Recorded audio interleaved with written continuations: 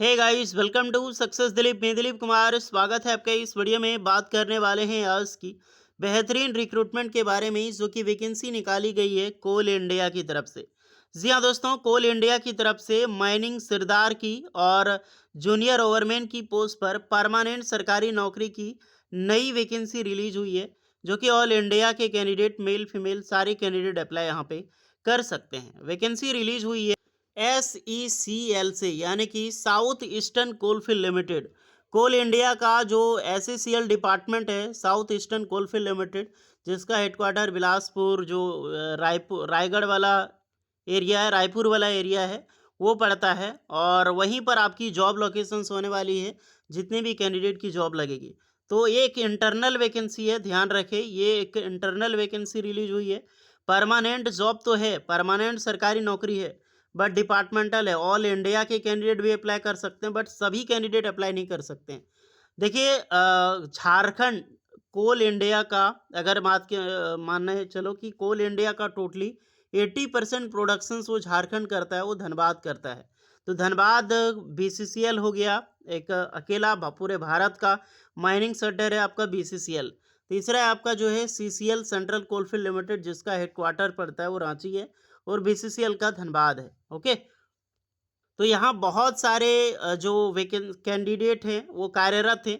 तो उन सारे कैंडिडेट के लिए गोल्डन अपॉर्चुनिटी यहाँ पर निकाली गई है। इसकी फ्रेश रिक्रूटमेंट कब निकलेगी? SSCL में निकलती रहती है, NCL वगैरह की, तो इस पर हम चर्चा करेंगे।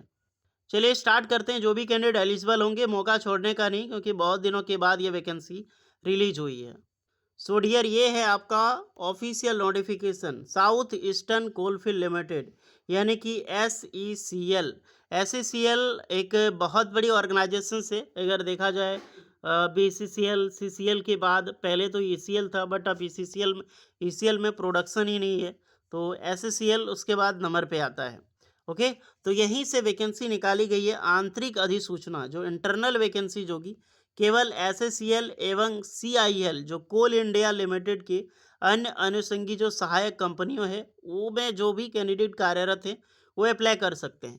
यानी कि जितने भी कैंडिडेट हाल ही में किसी में BCCL का चलो वैकेंसी ही नहीं निकाला है, CCL में कोई कैंडिडेट हो जो जॉब पाया हो, या फिर NCL, नॉर्दर्न कोलफील्ड लिमिटेड, पता है ना, NCL नॉर्दर्न कोलफील्ड लिमिटेड लगभग मैक्सिमम 2 साल के बाद वैकेंसी निकालती है। तो जितने भी कैंडिडेट की जॉब लगी हो, कार्यरत हो, समूहक वैकेंसीज के तौर पे गिना गया हो, वो सारे कैंडिडेट यहाँ पर अप्लाई कर सकते हैं। और कोई ज़्यादा एक्सपीरियंस नहीं मांगा गया है यार, सोचो जाके, बहुत कम एक्सपीरियंस की रिक्वायर्ड यहाँ पर रखी गई है।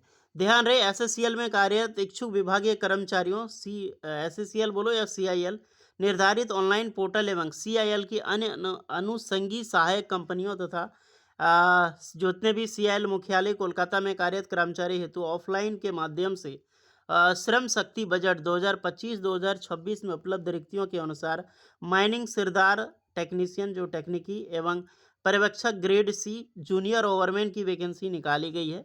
ये ग्रेड C विभागीय चयनित हेतु ऑनलाइन पोर्टल एवं ऑफलाइन के माध्यम से आमंत्रित किए जाते हैं।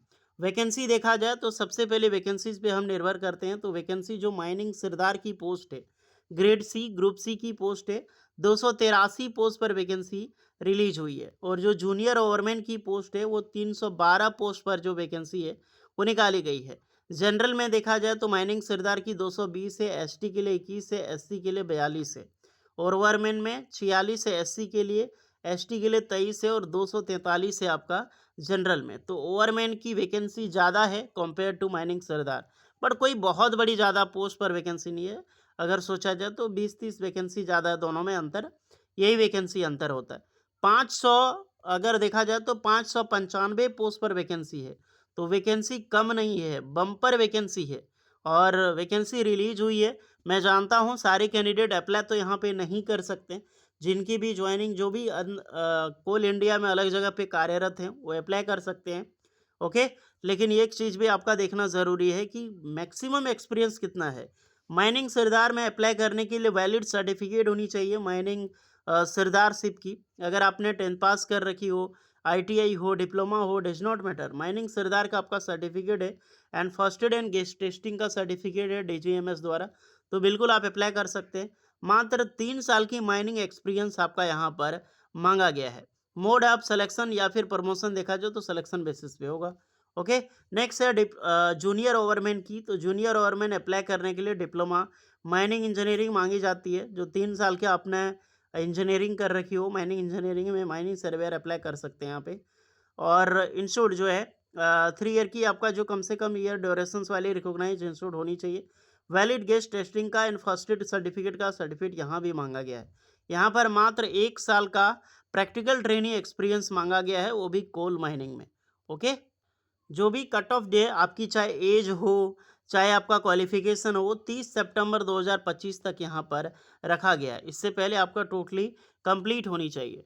सिलेक्शन प्रोसेस की मैं बात करूँ तो सिलेक्शन एग्ज़ाम बेसिस पे होगा, रिटन टेस्ट एग्ज़ाम होगा, चाहे माइनिंग सरदार का हो या फिर ओवरमैन का हो। 100 टोटल 100 मार्क्स का यहाँ पर एग्ज़ाम्स लिया जाएगा, जिसमें से ईच क्वेश्चन रहने वाला है, 1 मार्क्स आपको यहाँ पर मिलेगा। अगर देखा जाए एग्जामिनेशन प्रोसेस में तो मल्टीपल 100 क्वेश्चन रहेगा, जिसमें से मेंटल एबिलिटी टेस्ट होगा, जनरल अवेयरनेस, जनरल नॉलेज जो कि रिगार्डिंग सीआईएल एसएससीएल के बारे में पूछा जाएगा, एंड आपका ट्रेड से रिलेटेड जो ब्रांच है उससे रिलेटेड क्वेश्चन होगा। तो 20 मार्क्स रहेगा आपका जनरल क्वांटी मैथ रीजनिंग से, 20 मार्क्स आपका जीके जीएस से, और 60 मार्क्स आपका रहने वाला है आपका ब्रांच से रिलेटेड। पासिंग क्राइटेरिया 35 मार्क्स रहेगा for general category, and STC वालों के लिए 30%।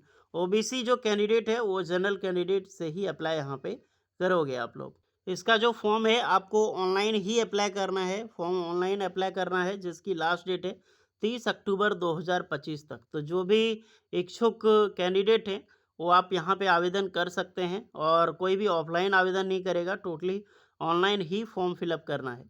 क्या क्या डॉक्यूमेंट्स आपका लगेगा, जो भी आपका एक्सपीरियंस है, जो आपका सर्टिफिकेट की डिमांड की गई है, वो तो आपके लगेगा ही लगेगा। और एक आवेदन पत्र है जो रिसिप्ट ऑफ एप्लीकेशन, जो बाद में आपको ये बन के आते हैं, तो ये भी फिल करना पड़ता है।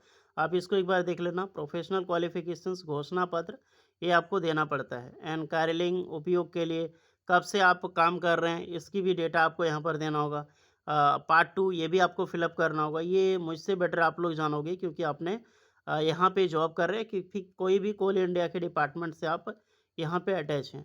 माइनिंग सरदार और जूनियर ओवरमैन ग्रेड सी, ये दोनों की आपको एग्जामिनेशंस जो पास आउट है, ये सब सारी चीज़ें भरनी पड़ती है, देन आपको सेलेक्ट किया जाएगा। तो बात रही ये तो डिपार्टमेंटल की वैकेंसी।